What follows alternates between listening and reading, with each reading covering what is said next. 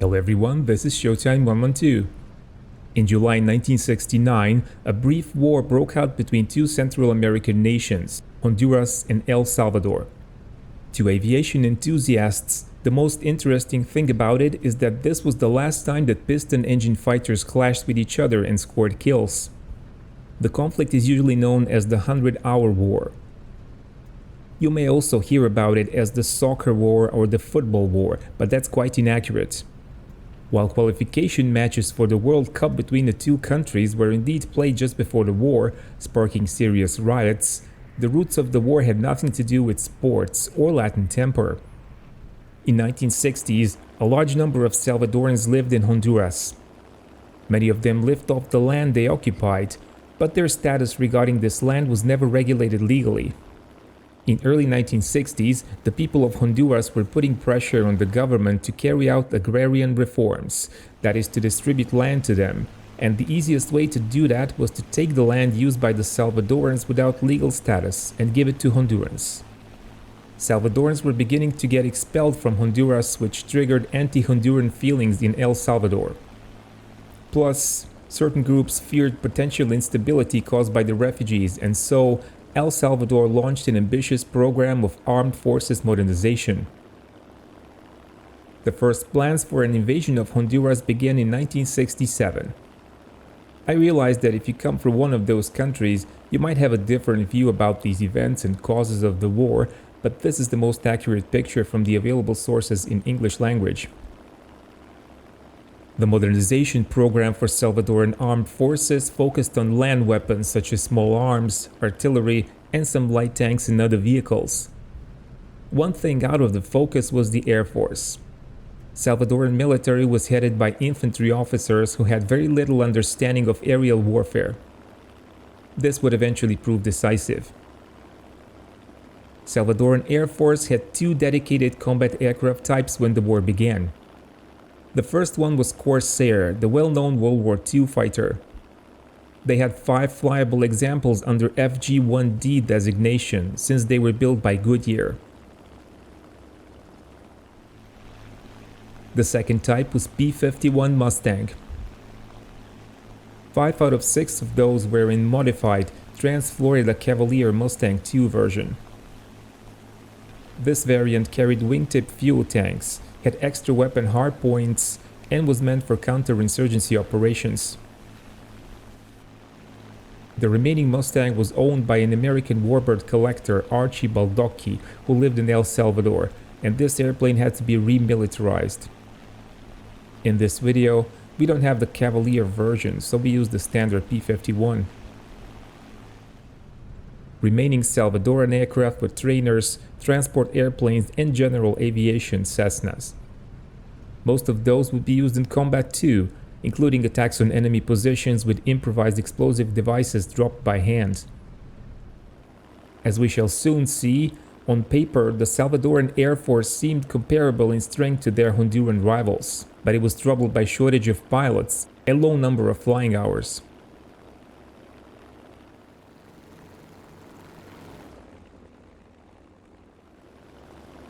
On the other hand, the state of Honduran armed forces was the exact opposite of those in El Salvador. While the two countries shared the infantry-centered mindset, the Honduran army had almost no heavy weapons. Corruption apparently reduced the army's effectiveness, and most battalions were hardly combat capable. The Honduran Air Force was another story. Led by Colonel Enrique Sotocano, it was the only branch ready for war when hostilities broke out. Their only dedicated combat type was also Corsair. 6 of them were available in the F4U-5N variant and 5 in F4U-4 version. There were also several armed trainers such as T-28 Trojans and AT-6 Texans. Just like the Salvadorans, Hondurans operated a number of transport and general aviation models. But very importantly, the Honduran Air Force was able to achieve a much higher degree of operational efficiency. When you add the fact that Salvadoran invasion plans completely ignored the Honduran Air Force, we shall soon see why aviation is usually the decisive factor in modern warfare.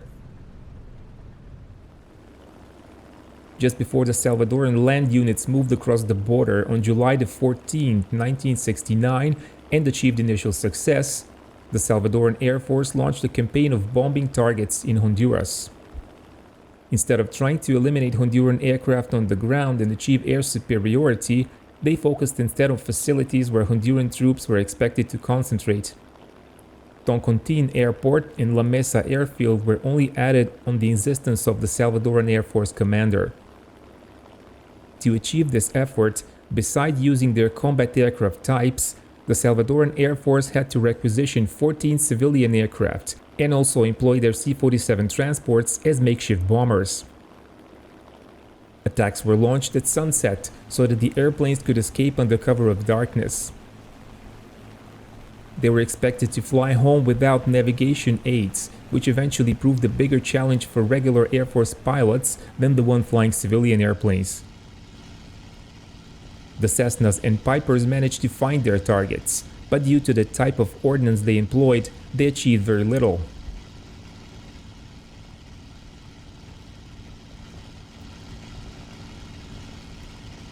A Salvadoran C-47 arrived over the Honduran capital, Tegucigalpa, and dropped bombs on Toncontin Airport. The lights soon went out, and no significant damage was caused. 2 Salvadoran Mustangs were supposed to escort the C-47 to Tegucigalpa and attack the airport as well, but they failed to meet the transport or locate the target airport. It seems like they dropped their bombs on some small towns without strategic value and then returned to base.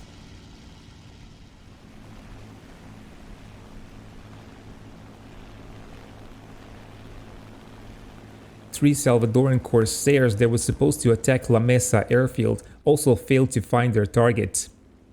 They dropped their bombs randomly and escaped home, while Honduran F-4U scrambled to intercept them but without success. These attacks generally had more psychological than strategic effect, but still caused some confusion on the Honduran side.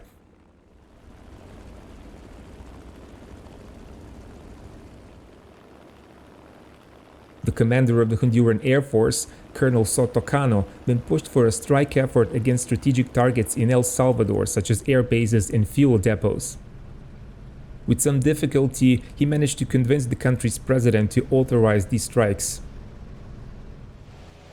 A Honduran C-47 attacked the Salvadoran Ilopango airport in blackout, based only on the crew's navigational calculations. The result was inconclusive. This was followed by an early morning attack by 4 Honduran Corsairs against the same airport and the ports of Cutuco and Acajutla. The attack on Ilopango airport was performed from about 9,000 feet due to anti-aircraft fire and resulted in some damage on the runway and destruction of a fuel truck.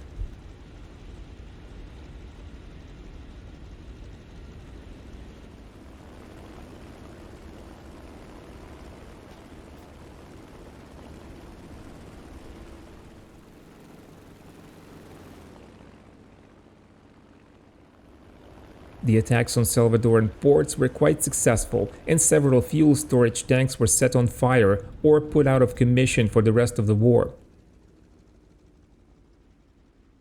However, one of the Corsairs was damaged, possibly by its own bomb fragments, and was forced to make an emergency landing in Guatemala. The aircraft and the pilot stayed there until the end of hostilities. At the same time, 2 Salvadoran Corsairs attacked the Toncontin airport in the Honduran capital. They dropped bombs and strafed some buildings, but one of them was surprised by a Honduran T-28 that was on patrol near the airport.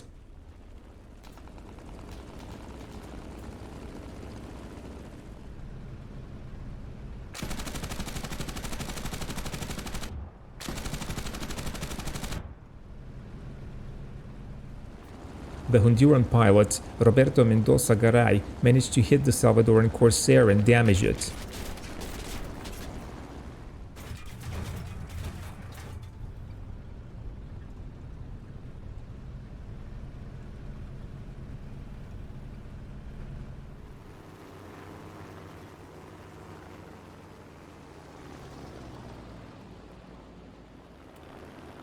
A Honduran F-4U then appeared and also tried to attack the Salvadoran airplane, but his guns jammed and the Salvadoran pilot managed to escape.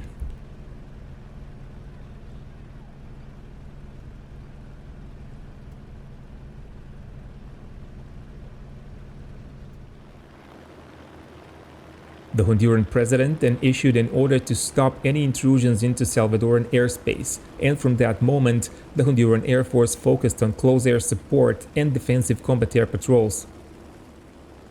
The Salvadoran Corsairs were also providing close air support for their advancing troops on the ground, but Honduran pilots were apparently more successful. Around 8:20, 3 of the F-4Us managed to destroy several Salvadoran howitzers and even damaged the C-47 on a bombing mission.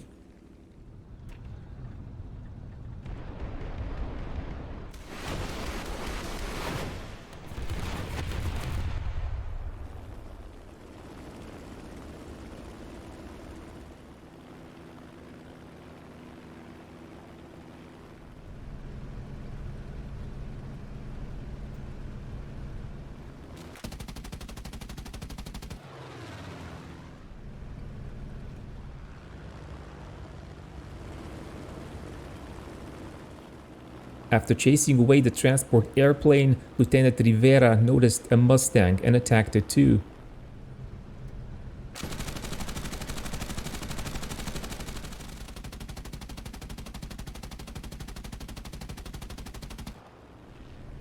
He eventually ran out of ammo, and the Mustang turned back towards El Salvador as well. The Mustang was supposed to escort the C-47, but apparently left at the worst moment. The poor state of Salvadoran Air Force then started to show, and pilots' morale was dropping quickly. Some even refused to fly missions, which allowed Honduran aircraft to attack Salvadoran ground forces mostly unopposed. On 17 July at 6:45 a.m., 3 Honduran Corsairs attacked Salvadoran units near Nueva Ocotepeque and destroyed 2 tanks, a jeep and a truck. 1 Corsair was damaged, but returned to base without any problems.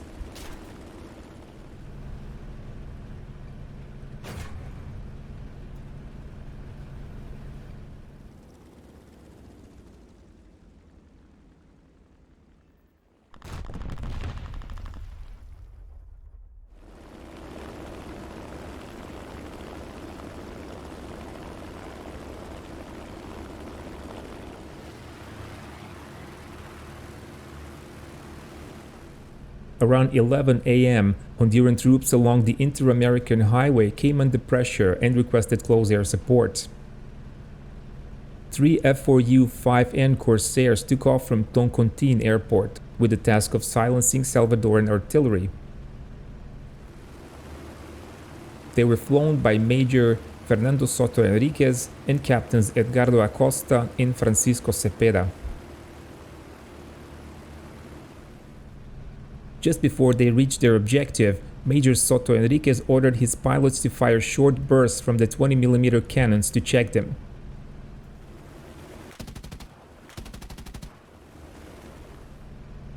Captain Cepeda reported that his weapons were jammed, so Soto Enriquez ordered him to return to base.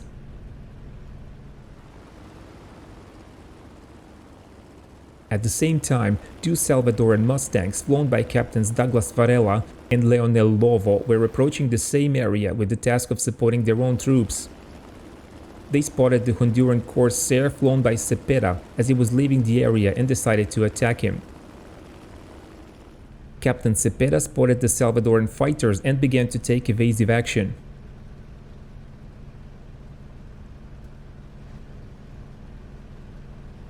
Captain Cepeda managed to contact his flight leader and inform him of his situation.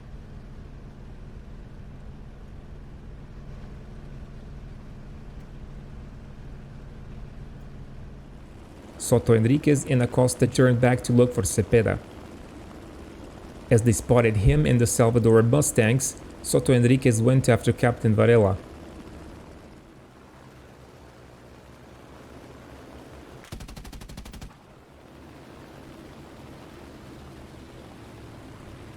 The Salvadoran pilot realized he was in danger, but he was unable to evade his opponent as his Mustang II was less maneuverable than the standard one because of wingtip tanks.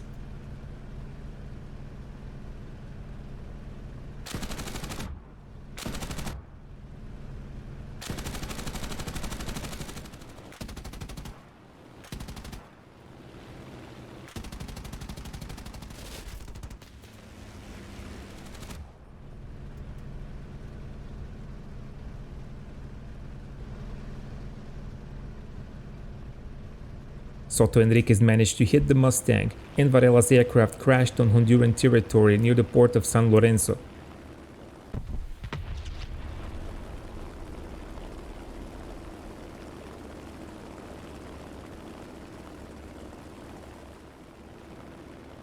The other Honduran pilot, Captain Acosta, pursued the Mustang flown by Captain Lovo, but wasn't able to hit it.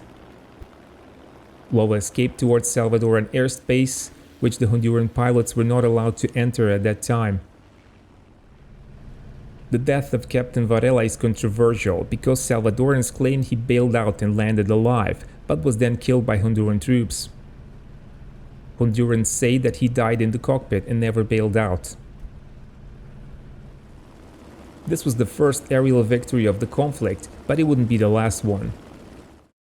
Shoot-down and death of Captain Varela delivered a heavy blow to already low morale of Salvadoran pilots. Honduran aircraft kept flying close air support, and in one case, they were extremely efficient against Salvadoran units, which were ambushed and blocked by Honduran ground troops.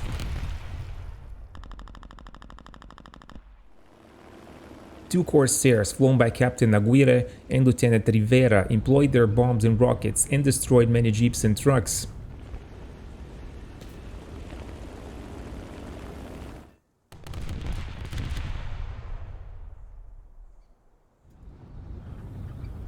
They continued to strafe the Salvadoran positions, which resulted in the survivors fleeing the area.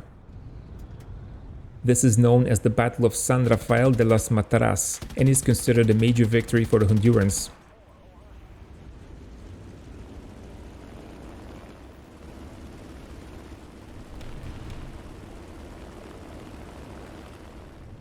But on other fronts, Salvadorans were still pushing hard, and Honduran Air Force engaged most of their assets trying to hold them back. Salvadoran ground units believed that Hondurans were going to destroy the bridge over the Guascoran River in order to cut off the Salvadoran supply lines, so they requested support from the Salvadoran Air Force. At 2 p.m., two Salvadoran Corsairs flown by Captains Reinaldo Cortés and Salvador Ceseña headed for the area and tried to find Hondurans, but failed to spot any.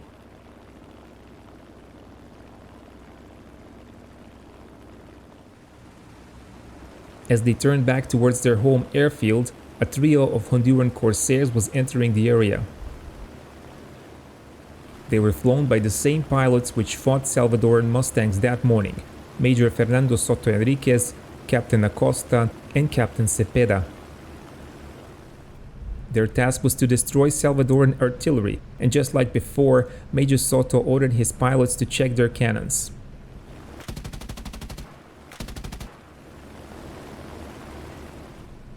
Just like the first time, those on Captain Cepeda's airplane jammed. The problem was later traced to the fact that some of the ammunition acquired from the UK were 1mm thicker than US-built ammo. Captain Cepeda was once again ordered to turn back, while Soto Enriquez and Acosta continued towards their targets. Major Soto Enriquez spotted the two Salvadoran Corsairs as they were returning back to their own airspace. Honduran pilots were now banned from entering Salvadoran airspace, but the Honduran flight leader decided to ignore that order and pursue the two enemy airplanes. He managed to approach unobserved and fired a burst of his 20mm cannons into the plane of Captain Ceseña, who bailed out.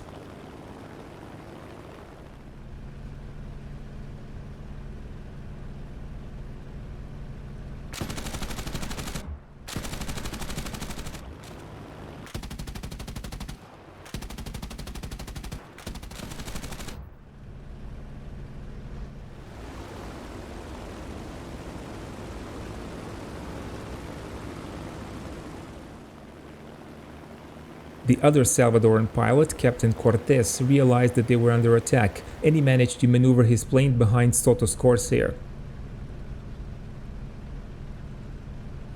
He even achieved several hits.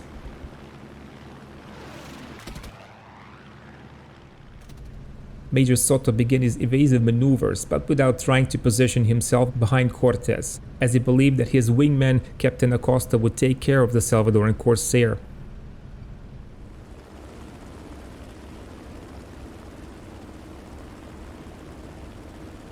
But after a couple of minutes, Soto realized that Acosta wasn't covering him. He made a quick, tight turn, and after several minutes of intense fighting, managed to damage the Salvadoran Corsair and wound Captain Cortés.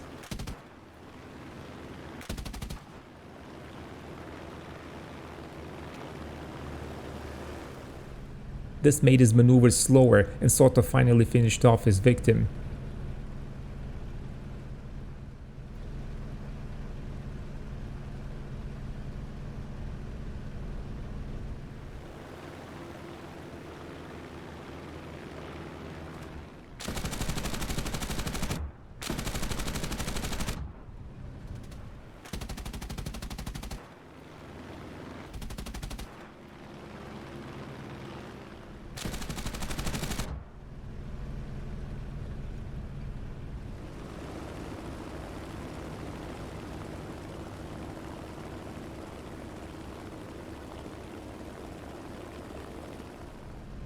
Major Soto then located the parachute as descending and made a pass, trying to see if this was his wingman, Captain Acosta.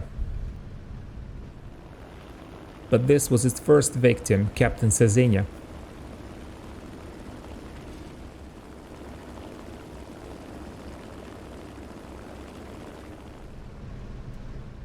Soto's wingman, Captain Acosta, was observing the fight, but he had a malfunctioning radio and was unable to communicate to Soto that two Salvadoran Mustangs appeared behind him. He managed to evade his pursuers in a dive and eventually returned to Toncontin just after Soto Enriquez.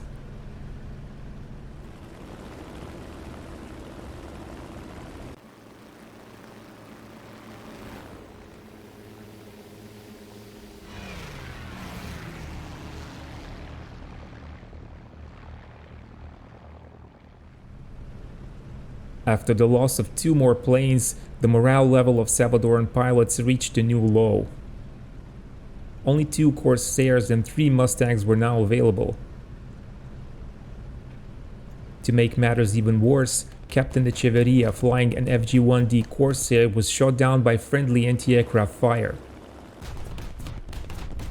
He bailed out over Salvadoran territory and was nearly killed by a group of civilians who thought he was Honduran.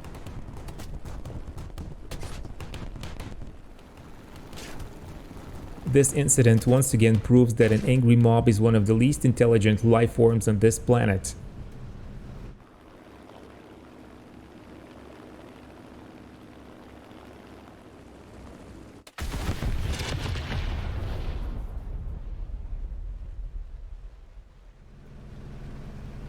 Honduran airplanes continued to fly successful close air support missions and significantly contributed to halting the Salvadoran offensive and forcing El Salvador to accept ceasefire on 18 July.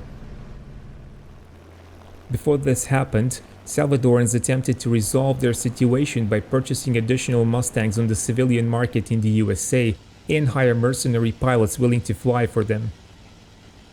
3 Americans responded to this offer: Chuck Lyford, Ben Hall, and Bob Love. The first 2 of them were experienced civilian Mustang pilots, while Bob Love was a Korean war ace. Before the American pilots were willing to fly combat on the 3 remaining Mustang IIs, they wanted to modify them. This included adding armor plates behind the pilot's seat, removing wingtip tanks, and adding improvised gun sights. This lasted for most of 18 July, and the American pilots didn't participate in the final clashes of the war. However, the ceasefire wasn't fully implemented until 20 July, and they managed to fly an eventful combat mission before that. Bob Love's airplane was mistakenly fired upon and damaged by Salvadoran anti-aircraft defense.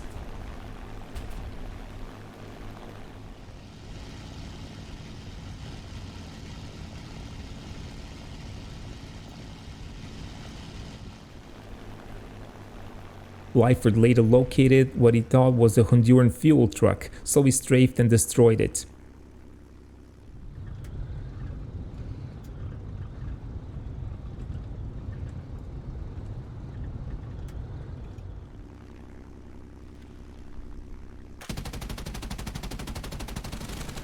It turned out to be a vehicle carrying drinking water for Salvadoran troops.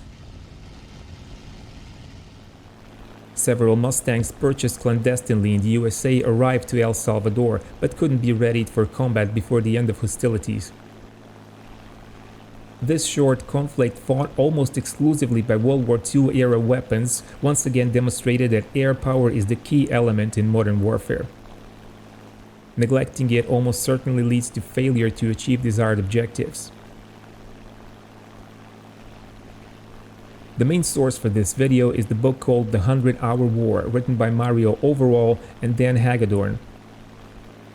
It is currently out of print, but you can get it from the author in exchange for a donation to the Latin American Aviation History Society. You can find the link in video description. If you like this video, be sure to press the like button.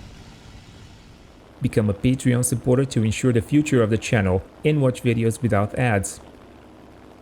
You can also join our Discord server, but in any case, keep watching Showtime 112.